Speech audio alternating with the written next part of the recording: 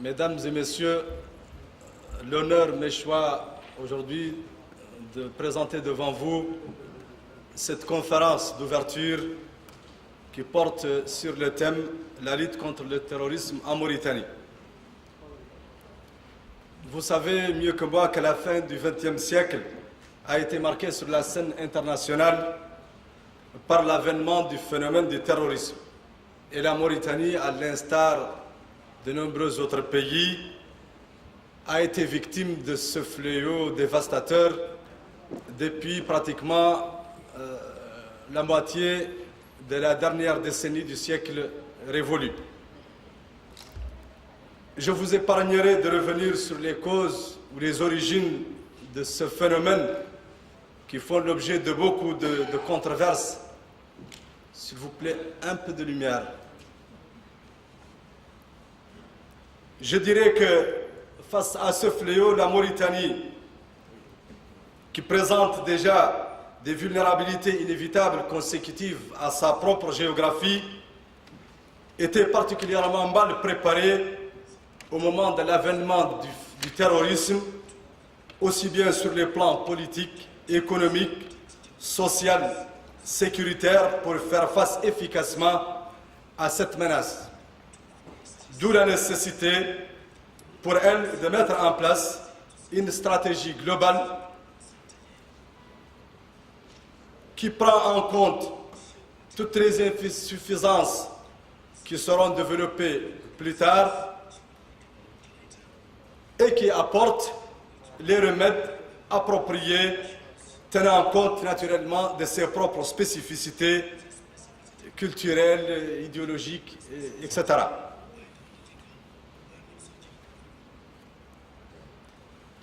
Après une brève définition, parce que la définition, elle aussi, c'est un domaine de polémique et de controverse, notamment pour le terme terrorisme, je tenterai de présenter un peu l'environnement qui prévalait en Mauritanie au moment de l'avènement du terrorisme, pour m'appesantir davantage sur l'approche mauritanienne en matière de lutte contre le terrorisme et le bilan qui peut en être, le bilan d'étape peut-être qui peut en être fait, avant de conclure par quelques enseignements et éventuellement une ou deux recommandations.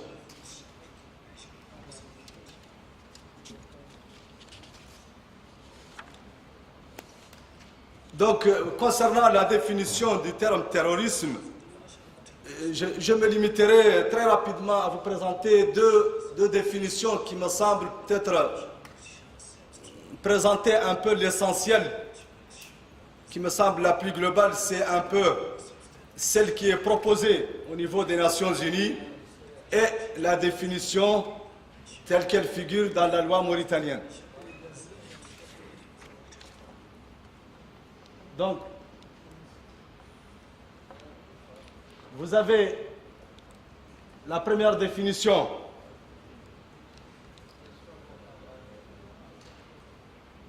Je vous laisse découvrir et lire vous-même ces définitions. Je m'excuse pour la table officielle. Je crois qu'il faut peut-être se tourner un peu. Donc, pour le traducteur, je laisse l'assistance lire les définitions. Pour la Mauritanie, la définition mauritanienne, donc, je trouve qu'elle est relativement englobante. Et c'est sur cette définition que la Mauritanie s'est fondée pour bâtir son approche en matière de lutte contre le terrorisme. Donc, du jour au lendemain, la Mauritanie s'est trouvée confrontée à ce défi sécuritaire qui lui est totalement étrange et auquel elle n'était nullement préparée.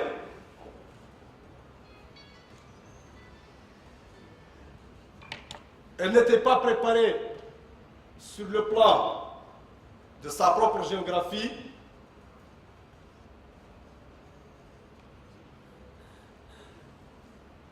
donc la Mauritanie a une superficie, je m'excuse pour nos illustres hôtes, une rapide présentation un peu de la Mauritanie. C'est une démocratie républicaine avec un président élu au suffrage universel et un système parlementaire bicaméral. C'est juste quelques notions rapides pour ceux qui ne connaissent pas la Mauritanie, avant de passer aux difficultés qu'impose la géographie à la Mauritanie face au fléau du terrorisme. Donc je disais que déjà la géographie n'était que très peu favorable pour faire face au fléau du terrorisme. Oui, la diapo suivante. Voilà. Non.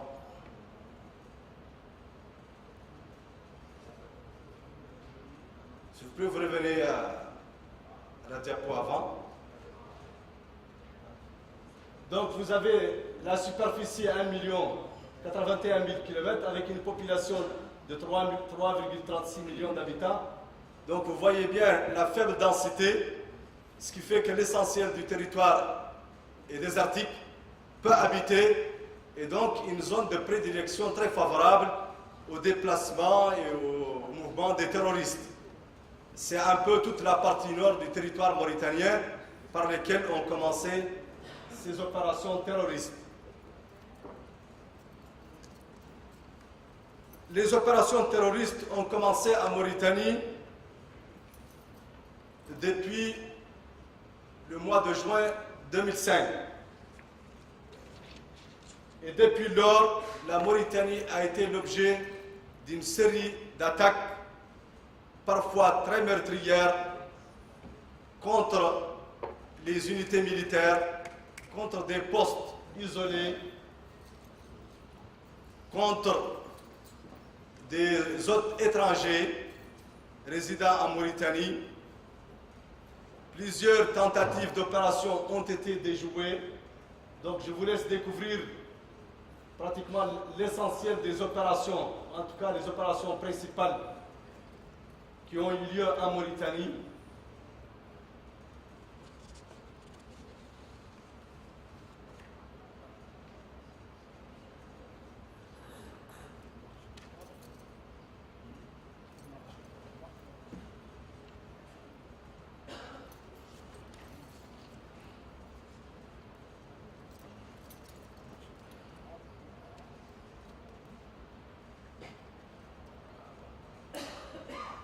Donc voilà un peu vous voyez que nous avons quand même été suffisamment agressés par cette menace terroriste et qu'il fallait réagir et réagir efficacement. Donc les difficultés ne se limitaient pas à l'aspect géographique. La Mauritanie n'était pas non plus préparée sur le plan sécuritaire. Passer à la diapo suivante.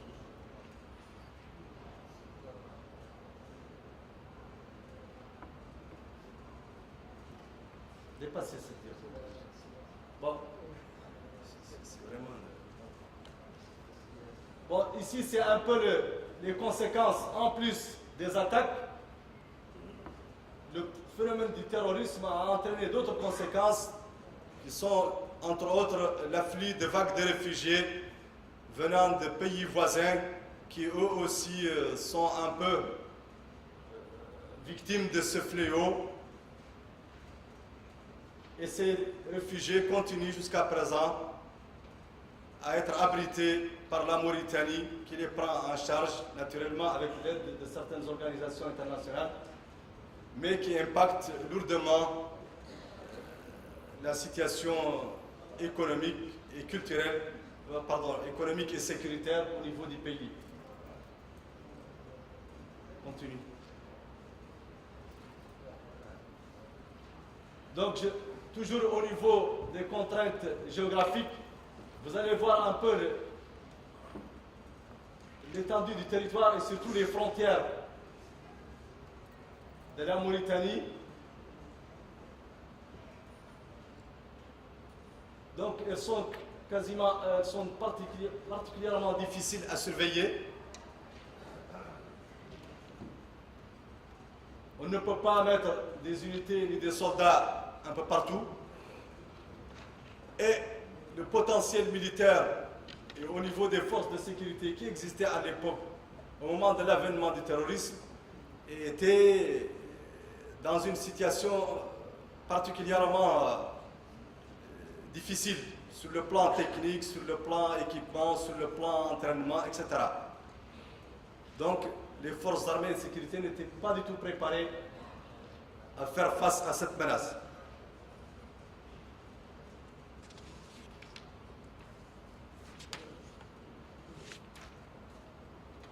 Continuez, s'il vous plaît. Continuez. C'est toujours un peu ces contraintes géographiques. On fait son histoire, mais on subit sa géographie. La Mauritanie n'était pas non plus préparée sur le plan de la communication.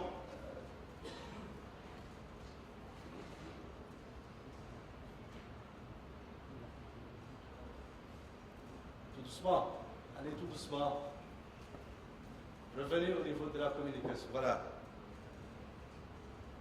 Sur ce plan, même si au début des années, et depuis d'ailleurs les années 90, il y avait un semblant de liberté de presse, mais c'était une liberté un peu dans, je dis, excusez-moi le terme, dans le désordre et le manque de professionnalisme. Et les médias arrivaient difficilement à faire la différence entre ce qui est du domaine de l'information du citoyen, qui est un droit et sur lequel tout le monde doit veiller, et sur ce qui met en jeu la sécurité, aussi bien du citoyen lui-même que de ceux qui ont en charge cette sécurité du citoyen. Et donc, les premières années, les forces armées et de sécurité avaient beaucoup de difficultés pour un peu travailler avec les médias. J'impute cela beaucoup plus au manque d'une vision sur le plan communication pour faire face à ce fléau terroriste.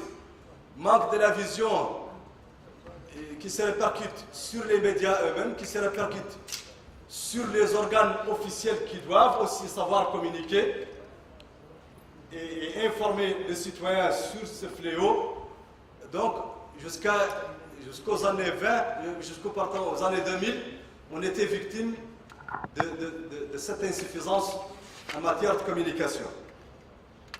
On n'était pas non plus préparé sur le plan politique. L'environnement politique n'était pas suffisamment préparé pour faire face à la menace terroriste.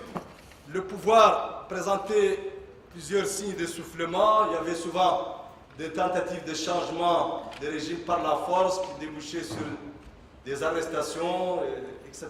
Il y avait un manque de confiance entre la classe politique et le pouvoir. On n'était pas préparé aussi sur le plan idéologique.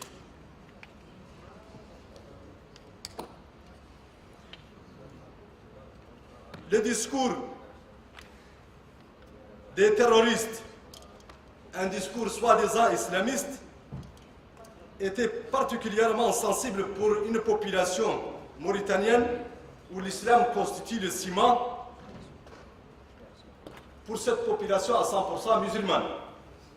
Et à cette époque, les populations n'avaient plus totalement confiance dans le discours officiel pour tout ce qui a trait, de près ou de loin, même si c'est faux, à l'islam. Et on verra plus tard que c'est un discours faux, le discours des terroristes. En effet, depuis 1994, toutes les mesures entreprises par le pouvoir à l'encontre des groupes qui vont devenir plus tard terroristes étaient automatiquement considérés comme étant des plans ourdis par les services de renseignement du pouvoir, parce que le pouvoir était considéré comme pro-occidental, pro-israélien, pro-américain, etc.